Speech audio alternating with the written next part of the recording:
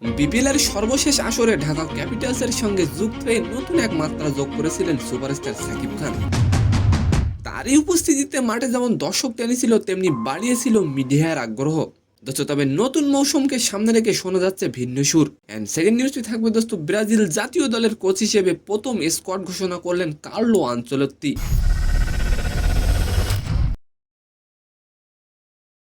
দোস্ত, তবে দুঃখের বিষয়টি হলো এই দলে নেই ব্রাজিলের সবচেয়ে বড় তারকা। তো আশা করি নিউজ দুটি জানতে ভিডিওটি সম্পূর্ণ দেখবেন। দোস্ত, বিপিএল এর সাকিব খানের মতো মেগাস্টার যুক্ত হয়ে যোগ করেছিলেন নতুন এক মাত্রা। বিপিএল এর নিজে বেশ কয়েকবার মাঠে উপস্থিত হয়ে দলের পাশে থেকেছেন সাকিব খান। তবে নতুন মৌসুম সামনে রেখে এবার শোনা যাচ্ছে ভিন্ন সুর। দোস্ত, সাকিব খান নাকি ছাড়তে চলেছেন ঢাকা ক্যাপিটালসের মালিকানা। আচ্ছা, আপনি কি চান সাকিব খানের টিম থাকুক? অবশ্যই কমেন্ট করে যাবেন।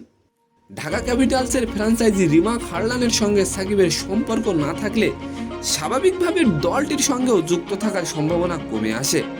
দোস্ত, যদিও এখনো আনুষ্ঠানিকভাবে কোনো ঘোষণা আসেনি, তবে এই বিষয়ে আলোচনা উঠেছে। দোস্ত, এবার আলোচনা করব কার্লো আনচেলত্তিকে নিয়ে। ব্রাজিলের জাতীয় দলের কোচ হিসেবে যোগ দিয়েছেন তিনি। জাতীয় দলের কোচ হিসেবে প্রথম স্কোয়াড ঘোষণা করলেন কার্লো আনচেলত্তি। তবে দুঃখের বিষয়টি হলো দোস্ত, এই দলেই নেই নেইমার।